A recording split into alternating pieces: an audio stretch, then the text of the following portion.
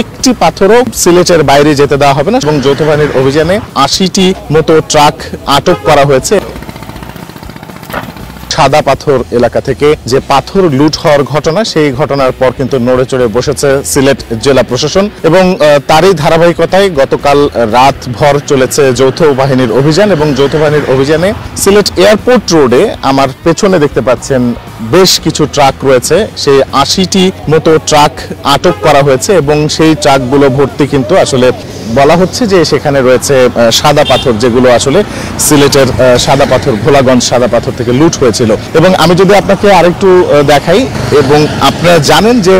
সিলেট, ভোলাগঞ্জ, কোম্পানিগঞ্জ, বিছনাকান্দি এগুলোর আশপাশ যেসব এলাকা রয়েছে সেই এলাকাগুলোতে কিন্তু বেশ প্রচুর পরিমাণে স্টোন ক্রাশার রয়েছে, অর্থাৎ স্টোন ক্রাশার মিল রয়েছে এবং সেই জায়গাগুলোর কারণে কিন্তু আসলে সেই পাথরগুলোকে ছোট ছোট আকারে ভেঙে ছোট ছোট ট্রাকে করে কিন্তু আসলে সম্ভবত ঢাকায় নিয়ে যাবার চেষ্টা করা হচ্ছিল এবং সেই পথেই কিন্তু আসলে সেই ট্রাকগুলোকে আটকে দেওয়া হয় এবং এরই ভেতরে বলা হচ্ছে 12 বিলিয়ন ঘনফুট পরিমাণ পাথরকে আবার সেই নদীতে ফেলবার চেষ্টা করা হয়েছে এবং সেগুলোতে কিন্তু জেলা প্রশাসন সেই কাজগুলো করে যাচ্ছে। এবং সবশেষ এখন পর্যন্ত যৌথ বাহিনীর এই অভিযান চলছে।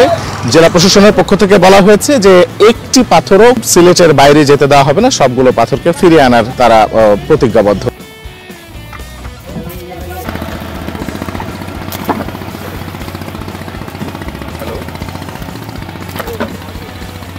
এক্সট্রিম মশার কয়েল প্ল্যান্ট ফাইবার দিয়ে তৈরি, তাই সহজে ভাঙে না, সুগন্ধিযুক্ত ও নিরবিচ্ছিন্নভাবে জ্বলে। ডেঙ্গু, চিকুনগুনিয়া বাহি সহ যে কোনো মশার বিরুদ্ধে দেয় এক্সট্রিম সুরক্ষা।